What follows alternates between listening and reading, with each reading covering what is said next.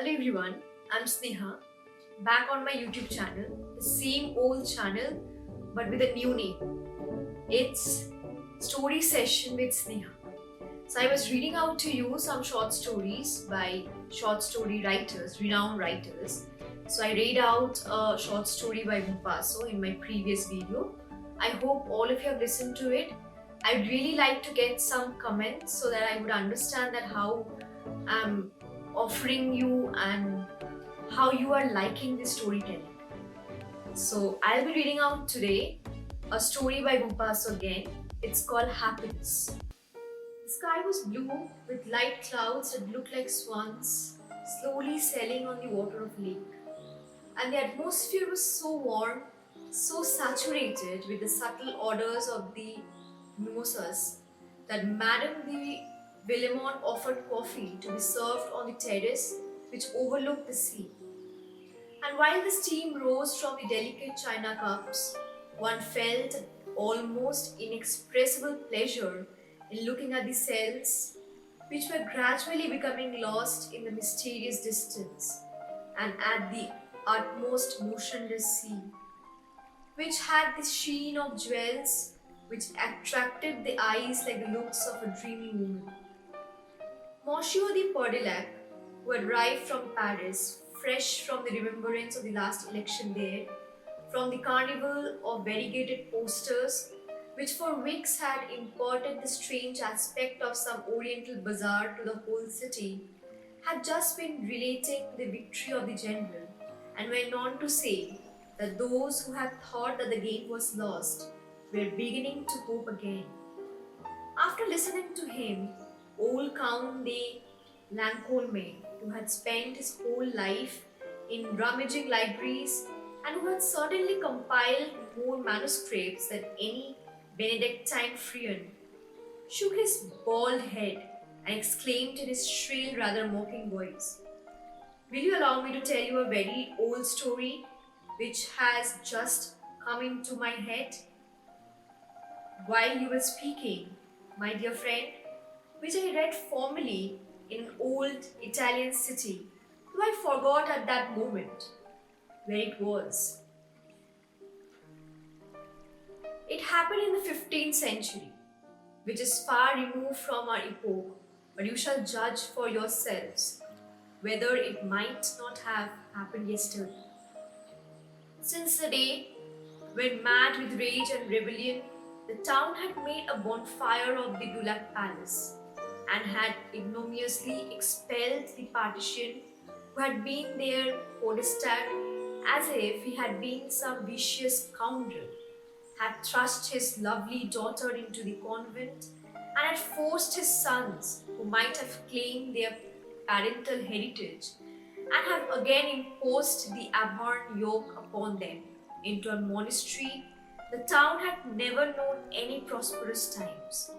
One after another, the shop closed, and money became as scarce as if there had been an invention of the barbaric hordes who had emptied the state treasury and stolen the last gold coin. The poor people were in abject misery and in vain held out their hands to passers-by under the church porches, in the squares, while only the watchmen disturbed the silence of the starlit nights by their monotonous and melancholy call, which announced the flight of the hour as they passed. There were no more serendins. No longer did viols and flutes trouble the slumbers of the lover's choice. No longer were amorous arms thrown around woman's supple waist, nor were bottles of red wine put to cool in the fountain under the trees. There were no more love adventures to the hymn of laughter and of kisses, nothing but heavy, monotonous weariness and the anxiety as to what the next day might bring, and ceaseless, unbridled ambition and lust. The palaces were deserted one by one, as if the plague were raging, and the nobility had fled to Florence and to Rome. In the beginning, the common people, artisans, and shopkeepers had installed themselves in power, as if in a conquered city, and had seized posts of honor and well-paid officers, and had sacked the treasury with their greedy and eager hands. After them came the middle classes, those solemn upstarts and hypocrites, like leaden bottles blown out with wind, acting the tyrant and lying without the least shame, disowned their former promises, and would soon have given the finishing stroke to the unfortunate city, which was already at its last shift. Discontent with increasing, and the corpse could scarcely find time to tear the seditious placard which had been posted up by the unknown hands from the walls.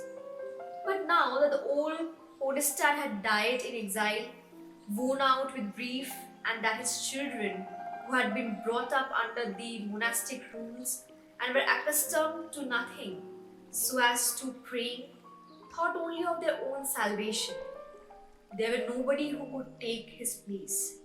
And so, these kinglets profited by the occasion to strut about at these ease like great nobles, to cram themselves with luxurious meals, to increase their property by degree, to put everything up for sale, and to get rid of those who later on would have called for accounts and have nailed them to the pillory by their ears.